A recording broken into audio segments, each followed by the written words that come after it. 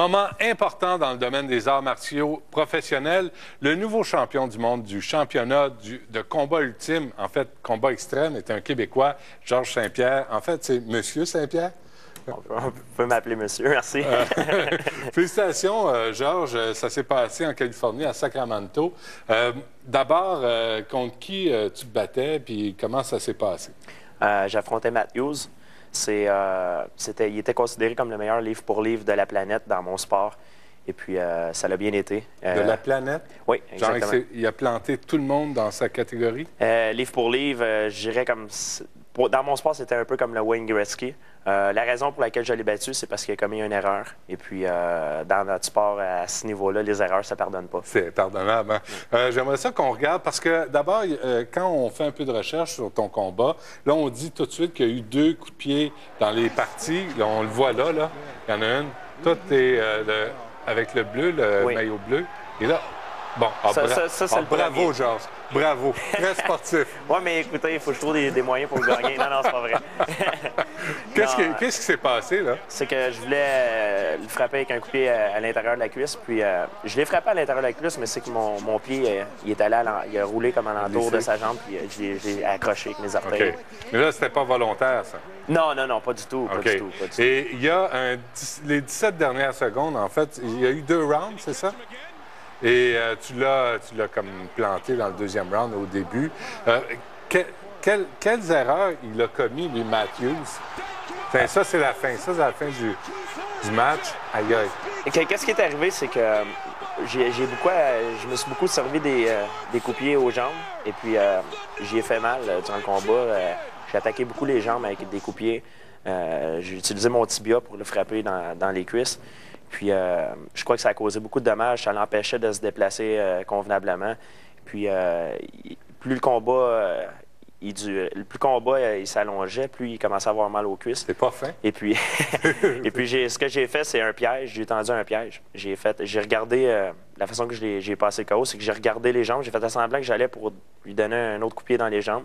J'ai fait une petite feinte. Et puis, je suis remonté avec un coup de pied directement. Je l'ai frappé avec le tibia direct sur la carotide. Et puis, ça a coupé la part d'oxygène, de sang. C'est une veine, la carotide, qui se rend directement au cerveau. Donc, il a été KO. Dans quel état d'esprit tu te mets pour aller te battre comme ça? À quoi tu penses? Moi, à quoi tu penses, Georges Saint-Pierre? Moi, je vois pas ça peut-être comme vous, d'un sens, parce que je fais des arts martiaux depuis que j'ai 7 ans. Je suis conscient que c'est dangereux, c'est un sport de full contact, mais je fais ça dans un esprit très sportif aussi en même temps. Et puis... Non, je comprends ça, mais avant d'aller dans l'arène, là, tu penses à quoi? Qu'est-ce qui se passe dans ta tête? J'ai aucune émotion. Que le gars, il m'a insulté ou pas, j'essaie de tout laisser mes émotions de côté.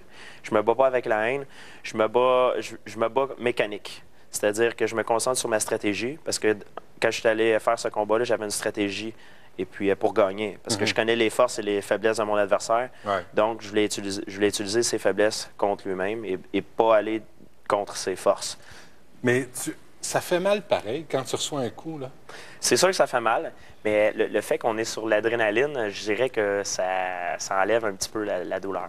Et la peur là-dedans, la peur de te faire péter le nez ou de te faire arracher une oreille ou de te faire péter une gosse, là, comme le pauvre Matthews, il y a eu. Bien, écoutez, c'est sûr qu'on a peur. J'ai pas peur de mourir ou d'être blessé. C'est très sécuritaire. Puis, depuis que le sport existe, il n'y a jamais eu de mort. Il n'y a jamais eu une blessure qui empêchait un athlète de continuer sa carrière même. Puis, je peux pas en dire autant du hockey, de la boxe et des autres sports. Mais même sur les réserves, là, il n'y a jamais eu de blessure grave. Il y a eu des blessures.